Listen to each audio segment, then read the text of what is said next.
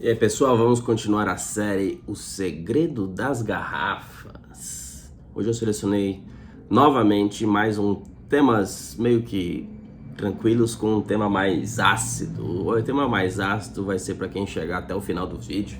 Aproveitando aí, acompanhe esse trabalho. Eu falo aqui da Divinoteca, tem o clube de vinhos, tem a loja, tem as degustações. Subi um vídeo da degustação de quarta-feira que foi um espetáculo. Tá? Então você que quer aprender sobre vinho, se inscreve no canal, curte aí e vamos aí aprender sobre vinho junto. E hoje eu vou falar um pouco dos temas mais triviais, mas que muitas pessoas não dão atenção na questão do vinho e os seus custos associados. Bom, eu queria começar falando assim sobre um tema que até entra no mito do mundo dos vinhos, que é a tampa de rosca, tá? Então eu tô com um vinho aqui, esse vinho branco do Alamos, com essa tampa de rosca. Eu tenho um vinho aqui com uma rolha, vinho de rolha.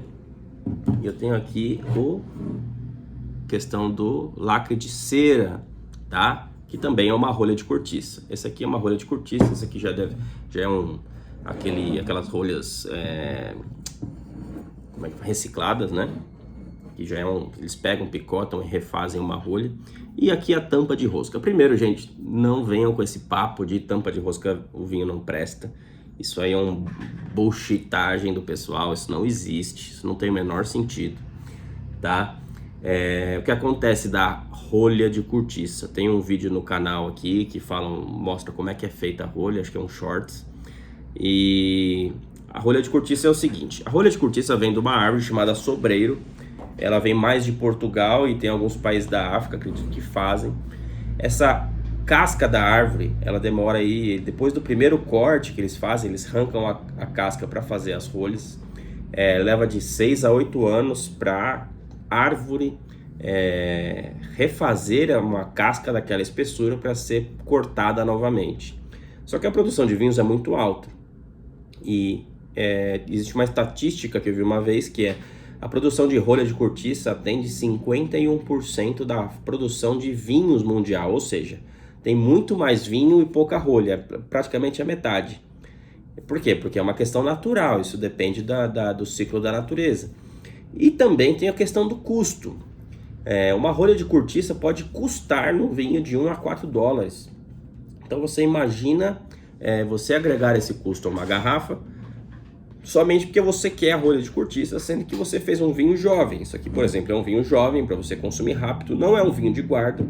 E a rolha de cortiça, ela vale mais a pena você colocar em vinhos que são de guarda e vinhos também que têm um valor agregado maior, tá? Então tem países, por exemplo, que fazem até vinhos de guarda, mas dos países, a África do Sul, você vê muito país, África do Sul, Austrália, que é um vinho que tem uma longevidade, mas ele tem até uma tampa de rosca. Então não associem a qualidade a isso. A questão, que eu falei, a rolha de cortiça ela pode ter mais de $1 de custo. Isso aqui custa míseros centavos. Então, por que você vai pagar mais caro num vinho? Se é um vinho jovem, um vinho para você consumir rápido, até 3, 5 anos, vamos botar 5 anos. Mas a maioria, esses brancos, até 3 anos.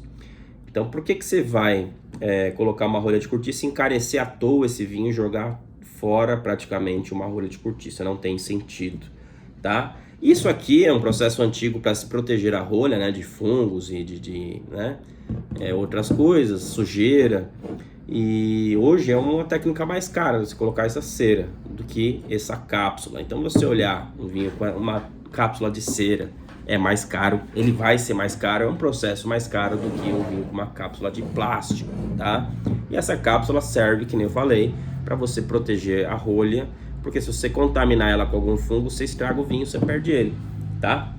Então, no segredo das garrafas aí, ponto 1 de hoje não encareça à toa seu vinho e entenda que tem um custo associado, tá? Essas folhas de aglomerado que chamam, que nem esse daqui vai ter, já é um custo bem mais baixo do que uma rolha de cortiça mesmo da árvore, tá? Como é um reciclado, ela tem um custo menor. Mas existem também as rolhas sintéticas, né? Eu não tenho nenhum aqui uma rolha sintética na mão para mostrar, mas é um plástico. Então, o pessoal fala que vinho de tampa de rosca não presta, mas uma tampa plástica é a mesma coisa que uma tampa de rosca, tá? Porque muita gente só quer saber do charme de você usar o saca-rolha, Mas eu, pessoalmente, eu pego um vinho desse aqui, eu adoro, que isso aqui é fácil de você abrir na hora, né? É muito mais fácil de você consumir. Segunda coisa que eu queria falar era o vidro. Vejam a diferença de tamanho dessas garrafas. Essa aqui é muito mais pesada do que essa. Então você envolve, isso aqui é um vinho de 15 anos de guarda, pelo menos. Isso aqui eu botei no Clube Premium, eu tomei esse vinho recentemente, tá? É um vinho mais grosso, mais escuro, porque é um vinho que vai ter longevidade, ele precisa se proteger, a garrafa tem que proteger mais o líquido de luz. Então você vai ter um líquido mais escuro e também mais grosso, tá? Isso aqui vai ficar deitado, né? Eu acho que aqui dá pra ver melhor, ó. Olha a diferença de tamanho da garrafa, uma garrafa e outra, tá vendo? Então, o vidro... Tinha uma vinícola no Brasil que uma vez eu conversei com o gerente, isso antes da pandemia, né? Hoje eles devem ter mudado o esquema. Mas ele falou assim, cara, eu compro garrafa da Itália, eu pago 5 euros em cada garrafa. Eu falei, meu Deus do céu, isso é caríssimo. E pra mim, eu, como empresário, como alguém que já fui gerente de empresa, já fui tipo mundo corporativo, pra mim é um não grande, muito sem sentido. Isso é um nonsense você agregar um custo altíssimo desse no vidro, né? Mais caro do que o líquido, pelo amor de Deus. Mas, assim, a garrafa também vai chamar atenção. O peso da garrafa, de quantidade de vidro, vai ter um custo a mais do que uma garrafa mais simples. Uma garrafa de vidro, ela fora do padrão normal que as pessoas fazem, vai ter um custo diferente. Então, isso também, num vinho simples como esse aqui que eu estava usando, num vinho simples vai ser um custo mais baixo, porque aqui está pensando em custo. Aqui está focado em diferenciação. Então, um vidro mais grosso, garrafa mais pesada, o frete é mais caro para um vidro mais grosso. Então, tudo isso vai entrar na planilha de custo do vinho. Peso, frete, custo da garrafa, a rolha ou não. Tá? Então, estamos aqui dissecando rapidamente os custos de uma garrafa. Em terceiro lugar, eu quero falar de rótulo. Rotulagem também vai interferir. Imagina que você pega não sei se eu tenho algum aqui, mas você pega um vinho que você manda fazer uma arte. Você manda fazer uma arte, depende de um departamento de criação de arte, né? Você vai ter interno e externo, isso também entra no custo do vinho e no custo da garrafa. E também, se você usa uma etiqueta com relevo, uma coisa mais grossa, mais trabalhada, ela vai encarecer. Então, por exemplo, tem o famoso Malbec argentino lá da Catena Zapata, que é um quadro, aquele rótulo. Pô, aquilo lá foi muito caro fazer um rótulo daquele, é uma obra de arte. Agora você pega um vinho, um rótulo simples, olha o papel simples desse, não tem nada aqui demais, é o símbolo aqui da vinícola com duas cores e as letras. Isso aqui tem um preço fazer e esse aqui tem outro preço fazer, né? Então entendam que tudo isso vai entrar na planilha de custo do vinho, tá? Aí vai assim, mas eu gostei mais do mais barato que o mais caro. Assim, tá certo, o ponto não é esse. O seu gosto é uma coisa e o custo do produto é outro. Então tudo isso é uma composição de valor, tá? Bom, falamos de rolha, tampa de rosca, né? Rolha e tampa de rosca, rolha sintética, garrafa, vidro, cor, espessura, peso, custo de frete, rótulo contra rótulo, um rótulo maior, tudo isso tem um preço, um custo a ser agregado. E chegando agora no tema, a parte mais ácida, o que eu quero falar? Contrabando e falsificação. Como é que você identifica um vinho que veio contrabandeado para o Brasil simplesmente pelo rótulo, sem saber se ele é falso ou não, tá? Você vai ver que um vinho no Brasil, para ele ser feito aqui, importado, ele depende de informações que a Anvisa pede, né? Tem toda uma liberação por parte do governo para você entrar com um rótulo aqui. E o governo brasileiro é muito criterioso com isso, tá? Então aqui você vai ter que ter tudo escrito em português, tá? No contrarótulo. Vai ter aqui um número de mapa, vai ter um jetinho, vai ter que ter um número do jetinho aqui, que é esse número de código de barras. Então todas essas informações aqui atrás em português, aqui ó, importado por, distribuído por, endereço, né, e algumas informações a mais, conservantes, anidride sulfuroso, não contém glúten, contém sulfito, proibida a venda para menores de 18 anos, tudo isso aqui é obrigatório pelo governo para você ter um vinho importado legalmente, tá? E assim, tá crescendo muito, já tá crescendo não, né? Já cresceu absurdamente o contrabando no Brasil, que o pessoal compra lá na Argentina, no Paraguai, sei lá, e traz para cá e vem com o rótulo do mercado argentino. Então só de você olhar isso, você sabe, esse vinho não entrou legalmente. A não ser que você tenha viajado, você traz na mala, isso aí é compra pessoal. Isso aí não é um contrabando, né? Se você faz uma compra pessoal, e compra pessoal é tipo assim, até 12 garrafas lá no aeroporto, 12, 15 garrafas, depende, né? E você não pode ter todas iguais, então cada uma de um. Se você trouxer 15 garrafas iguais, se você for pego na Polícia Federal, você pode tomar ali uma multinha para você pagar o imposto, tá? Mas assim, quando vem o pessoal traz uma garrafa de cada, isso aí é consumo pessoal. E não tem problema, e tá tudo certo, compra pessoal. Mas você pega aí um contrabando quando a pessoa vem e tá com o contrarótulo de outro país, com outro idioma, e não tem essa questão legal que eu acabei de falar aqui para vocês, que o governo brasileiro pede, tá?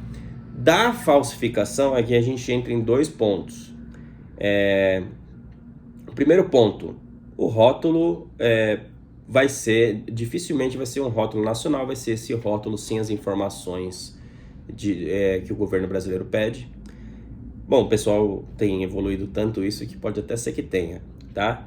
E o segundo ponto, o rótulo pode ter até algum erro grosseiro, tá? Foi assim que eu peguei uma vez um vinho que eu falei, isso aqui tá com uma cara de contrabando, era algum erro grosseiro de, por exemplo, formação de álcool, né? Uma coisa datilografada, uma coisa bem grosseira assim, uma escrita de um rótulo. Ou você pega 2 garrafas, cada uma tem um número, né? Pô, mesmo vinho, mesma safra, por que um tá com 14 de álcool, tá com 12,8, né? Então, normalmente, para você pegar, muito difícil pegar uma falsificação, mas a contrabando é mais fácil. Mas numa falsificação você pode ter até algum erro grosseiro. E uma falsificação é, por exemplo, tem uma fábrica de vinho no Brasil, de um vinho argentino, né? Aí o pessoal coloca um líquido qualquer dentro da garrafa, o rótulo, eles vão copiar grande parte do rótulo, da rolha, etc. Mas o vinho pode ser qualquer coisa. Por isso que nem quando eu fiz o vídeo do DVKT na falso, eu joguei fora a garrafa, você não sabe o que você está tomando, você não sabe o que é aquele líquido. Eu tenho receio, eu não serviria isso na minha casa para minha família tomar. Eu não sei o que é aquele líquido, então eu prefiro evitar. No melhor dos casos, é um vinho de baixíssima qualidade que eles engarrafaram numa garrafa e rótulo de um vinho mais importante, tá? Então esse é o tema espinhoso de hoje, do segredo das garrafas. A gente falou no outro vídeo de outras coisas, por exemplo, as brigas de importadora e tal. Então hoje eu falei mais para você avaliar peso, rolha, rótulo e agora vendo isso. Já peguei também, viu? Um vinho falsificado de uma vinícola, o original tá numa garrafona pesada e o falsificado tá numa garrafinha levezinha assim, uma garrafinha ridícula, né? Leve, nada a ver com a história toda, tá bom? Então essa é a segunda parte do segredo das garrafas e próximo vídeo eu conto um pouquinho mais aí pra vocês. Se você tem alguma questão, alguma coisa que você já descobriu dos segredos, comenta, me manda aí que a gente faz um vídeo também e compartilha, tá bom, gente? Bebam vinho com responsabilidade, bebam pra curtir a vida, bebam para aprender, bebam para ter um ótimo momento com família, com os amigos. Aprendam a fazer harmonização, aprendam sobre vinhos, viajem, conheçam sobre rótulos, não fiquem na mesmice. E se você quiser tudo isso, vinho de qualidade, fazer uma viagem, conhecer cada hora uma coisa, entra no Clube da Vinoteca, você vai receber os vídeos exclusivos aqui que eu faço no YouTube, tá bom? Grande abraço aí e até mais!